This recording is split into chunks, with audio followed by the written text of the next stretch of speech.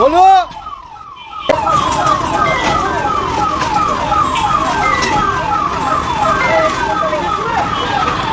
ওইদিকে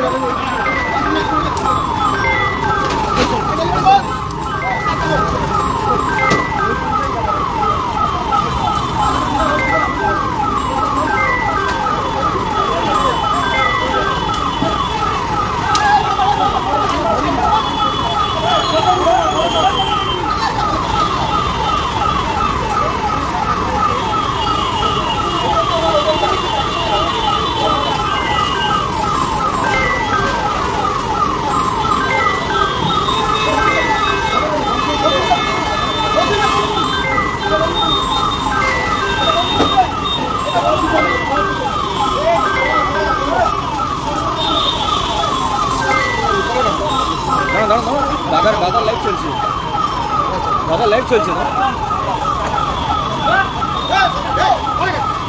দাঁড়া দাঁড়া দাদার লাইভ চলছে।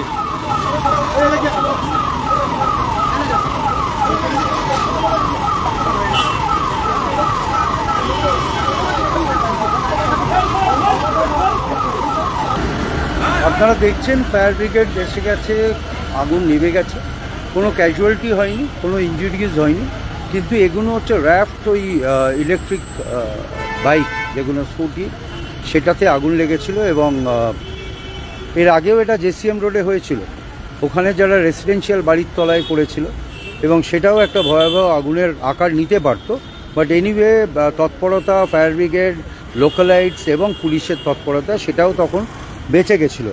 এইটাতেও বেঁচে গেল বিকজ অফ ফায়ার ব্রিগেড টাইমে চলে আসে, পুলিশ ছিল, আমরাও ছিলাম সবাই, কোনো ইনজুরিজ কিছু হয়নি। কিন্তু 20-22টা যে বাইক রাখা ছিল ইলেকট্রিক স্কুটি, সেগুলোই কিন্তু আগুন লেগে সেগুলো ভস্মীভূত হইল।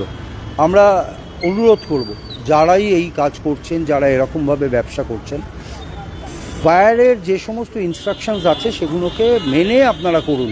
না হলে কিন্তু আপনারা নিজেদের জীবন নিয়ে তো খেলা করছেনই, তার সঙ্গে সঙ্গে মানুষের জীবন নিয়ে খেলা করছেন।